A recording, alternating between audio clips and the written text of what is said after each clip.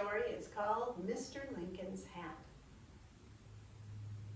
Abraham Lincoln may have been our greatest president. He preserved the Union during the Civil War, and he freed the slaves. But long before he was the 16th president, living in the White House, he lived in a house in Springfield, Illinois, with his family, his wife, and his 3 boys. He lived just down the street from the office where he practiced law, helping people to settle their problems peacefully. He would work all day. Sometimes he needed to bring papers home to work on later. Now, he didn't like to hold things in his hands, and so he never put his papers in a briefcase or a box. Oh no. He would put them in his hat.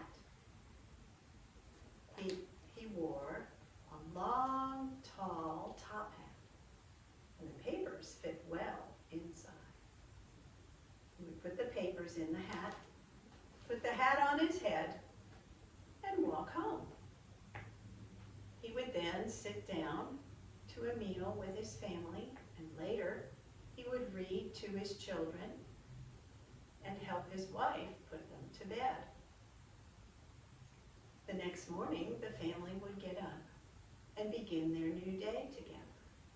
Mr. Lincoln would wash and dress and join his family at the breakfast table. After they had eaten, he would kiss his family goodbye.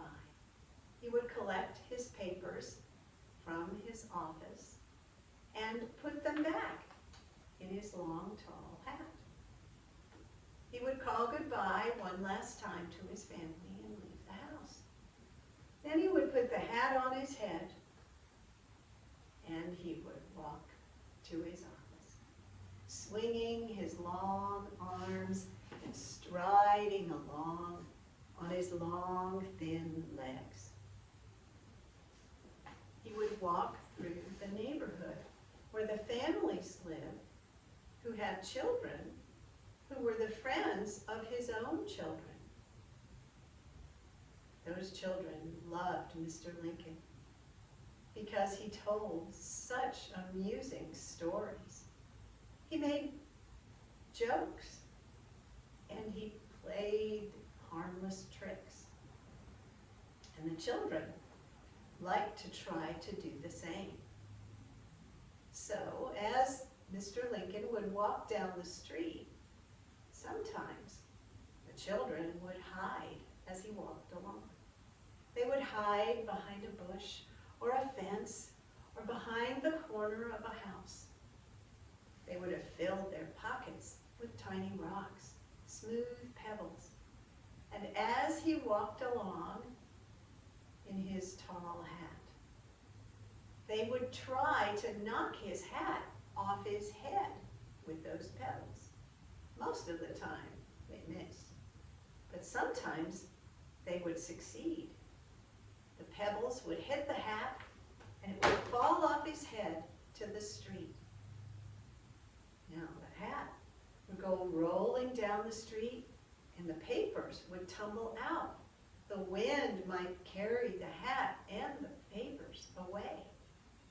Now, the children had no intention of harming Mr. Lincoln or his hat or his papers. So as soon as they saw they had knocked the hat from his head, they would go hurrying to retrieve his things from him. They would pick up the hat, they would run after the papers, they would dust them off, and hurry back to return those things to him. He would take the hat and smile and laugh as he took the papers and dusted them off. Then he would put them back in his hat and put the hat on his head and continue down the street to his office. And that is just one story about Mr. Lincoln and his long, tall